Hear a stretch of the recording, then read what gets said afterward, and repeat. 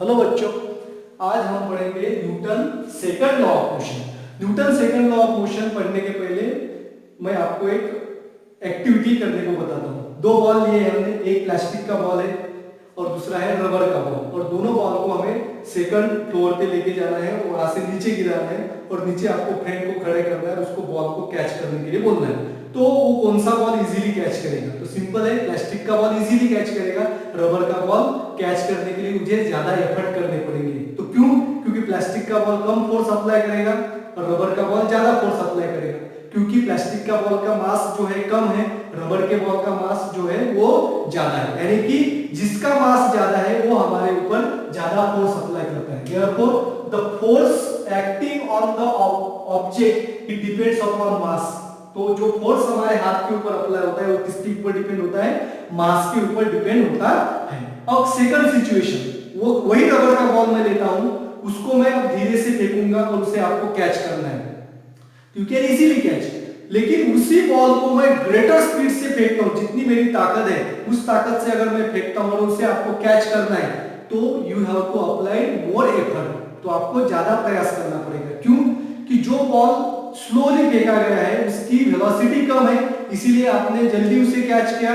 लेकिन जो बॉल जो है ताकत से फेंका गया है तो उसकी वेलोसिटी ज्यादा है, तो उसे पकड़ने के लिए ज्यादा प्रयास करना पड़ता है, यानी कि जिसकी वेलोसिटी ज्यादा है वो बॉल आपके हाथ के ऊपर ज्यादा फोर्स अप्लाई करेगा। Therefore force applied on your hand it depends upon velocity also। Therefore, the force acting on the object it depends upon mass and velocity। सिर्फ मास के ऊपर फोर्स अप्लाई नहीं है और वेलोसिटी के ऊपर भी डिपेंड नहीं है, तो दोनों के ऊपर ये डिपेंड है। Therefore, the effect of the object striking on another object it depends upon both mass and velocity। कोई भी एक चीज दूसरी चीज के ऊपर गिरती है तो उसका इफेक्ट जो है किसके ऊपर डिपेंड होता है? मास और वेलोसिटी के ऊपर डिपेंड होता है। And this means that effect of force depends on the property related to force and velocity, यानी कि जो आपको फोर्स का जो इफेक्ट है ये दोनों मास और वेलोसिटी के ऊपर डिपेंड है। तो इस इफेक्ट को न्यूटन ने स्टडी किया, तो इसको इसने नाम दिया है momentum. Momentum is the physical quantity which includes both mass and velocity. Mass और वेलोसिटी इन दोनों को कौन इंक्लूड करता है? उसे कहा है न्यूटन ने momentum. Momentum is the product of mass and velocity. Product of mass and velocity. तो मोमेंटम का सिंबल है P, मास का सिंबल m और वेलोसिटी का सिंबल v। तो यहाँ पे फॉर्मूला बन गया है मोमेंटम का, P is equal to mass into velocity. अब वेलोसिटी जो है उसको डायरेक्शन है, ये वेक्टर क्वांटिटी, मास जो है स्केलर क्वांटिटी से डायरेक्शन नहीं। अब वेलोसिटी का प्रोडक्ट, वेलोसिटी और मास का प्रोडक्ट होने की वजह से मोमेंटम जो है इससे भी क्या है? डायरेक्शन। तो momentum has both magnitude and direction. तो मोमेंटम का हम यूनिट निकालेंगे, मास का यूनिट है kilogram in SI system, velocity का यूनिट है मीटर पर सेकंड। तो एसआई सिस्टम में मोमेंटम का यूनिट होगा, SI unit of momentum is kilogram metre per second. तो सीजीएस यूनिट क्या होगा? सीजीएस यूनिट होगा, किलोग्राम का होता है ग्राम और मीटर का सेंटीमीटर और सेकंड का सेकंड। तो सीजीएस यूनिट है ग्राम सेंटीमीटर पर सेकंड। इसे हम ऐसे भी लिख सकते हैं किलोग्राम मीटर पर सेकंड, और इसे ऐसे भी लिख सकते हैं centimetre, sorry gram centimetre per second. These are the SI and CGS unit of momentum. तो हमने अभी पढ़ा था momentum, Newton first law of motion में, if unbalanced force is act on resting object its velocity changes। यानी कि कोई resting object है उसके ऊपर हम फोर्स अप्लाई करते हैं तो उसकी वेलोसिटी चेंज होती है। तो उसकी वेलोसिटी चेंज होती है तो मोमेंटम भी चेंज होता है। सपोज मैं बाइसिकल को पैडल मारूंगा, पैडल मारने के बाद उसकी स्पीड बढ़ेगी, यानी कि वेलोसिटी बढ़ेगी, सीधी दिशा में बाइसिकल जा रही है। तो वेलोसिटी अगर चेंज हुई तो मोमेंटम भी चेंज होगा, क्योंकि momentum depends upon velocity. Velocity change हुई, मोमेंटम भी चेंज होता है।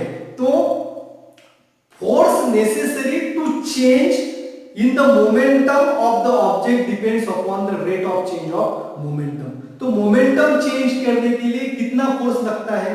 जितना मोमेंटम में चेंज आता है। तो आपको समझने के लिए मैं क्लियरली बताता हूं कि फोर्स अगर बढ़ेगा तो मोमेंटम भी बढ़ेगा। अगर मैं ज्यादा पैडल जोर से पैडल मारूंगा तो उसकी वेलोसिटी, साइकिल की वेलोसिटी बढ़ेगी, और जितनी वेलोसिटी बढ़ेगी उतना मोमेंटम भी बढ़ेगा। यानी कि the rate of change of momentum is directly proportional to force. यानी कि फोर्स बढ़ेगा तो मोमेंटम भी बढ़ता है, और जिस दिशा में फोर्स अप्लाई होता है उसी दिशा में मोमेंटम भी बदलता है। And this is the Newton second law of motion. और Newton second law of motion क्या करता है, यही हमें बताता है कि rate of change of momentum, the rate of change of momentum is directly proportional to applied force and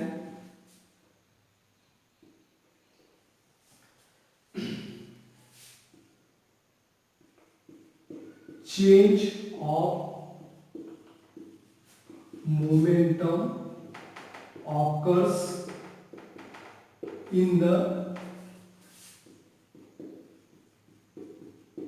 direction of force. तो यही मैंने बताया था कि rate of change of momentum is directly proportional to force. तो यहां पे है rate of change of momentum is directly proportional to force. तो rate of change of momentum क्या हुआ, rate of change of momentum is equal to change in momentum upon time. Rate of change of momentum means change in momentum upon time. For example, दो object है यहां पे, suppose the object of mass is 2 kilogram. यह कितना force उसके ऊपर होता है, और after T time t it reaches to this position and its velocity increase। इस ऑब्जेक्ट के ऊपर फोर्स अप्लाई होने के बाद उसकी वेलोसिटी बढ़ेगी, यानी कि इसकी इनिशियल वेलोसिटी सपोज u है और फाइनल वेलोसिटी है v, और इसका मास है m। तो दोनों जगह पे मास तो कांस्टेंट रहेगा, फोर्स कितना भी अप्लाई करो मास चेंज नहीं आता है, चेंज आता है उसकी वेलोसिटी। तो change in momentum means initial momentum minus final momentum. तो हमें पता है momentum p is equal to mass into velocity. तो इनिशियल मोमेंटम क्या है, initial momentum, sorry, change in momentum means final momentum जितना है, final momentum minus initial momentum upon time. तो momentum means mass into velocity. तो initially velocity क्या है u, और फाइनल वेलोसिटी v। तो फाइनल मोमेंटम क्या होगा m इनटू v, और इनिशियल मोमेंटम क्या होगा m into u। u is initial velocity upon time t। तो अभी हम मास को अगर हम कांस्टेंट लेंगे तो यहां पे मिलता है v minus u upon t। v minus u upon t means final velocity minus initial velocity upon time. This is the acceleration। v minus u upon t means acceleration, therefore m into a। therefore rate of change of momentum is directly proportional to force। हमने क्या बताया था, rate of change of momentum क्या है, mass into acceleration is directly proportional to force according to the equation। इसे हम first क्या होता है, इस इक्वेशन के हिसाब से क्या होता है, ma क्या है, ma is the rate of change of momentum, it is directly proportional to force। अब प्रोपोर्शनलिटी वैल्यू इसे हम ऐसे लिख सकते हैं, force is directly proportional to mass into acceleration.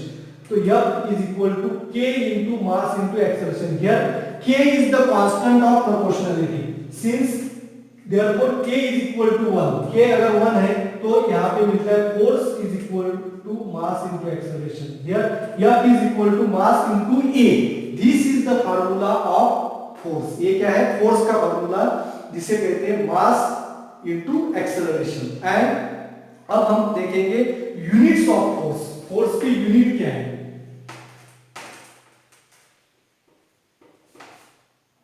Formula of force is equal to mass into acceleration. तो it's SI unit is Newton. SI unit क्या है? Newton. For example 1 Newton is equal to 1 kilogram into 1 metre per second square. अगर object का mass 1 kilogram है और उसमें acceleration 1 metre per second square है, तो उस ऑब्जेक्ट का के ऊपर फोर्स जो है 1 न्यूटन इतना एक्ट होता है, ऐसे कहते हैं। If the force causes the acceleration of 1 meter per second square in an object of mass 1 kilogram, then the force is called as 1 newton। और CGS यूनिट जो है फोर्स का वो है डाइन, DYN, डाइन। तो 1 न्यूटन क्या होगा? 1 dine, बराबर है। 1 किलोग्राम का क्या होगा? 1 ग्राम, और मीटर पर सेकंड का सेंटीमीटर पर सेकंड स्क्वायर। तो 1 डाइन मतलब क्या है?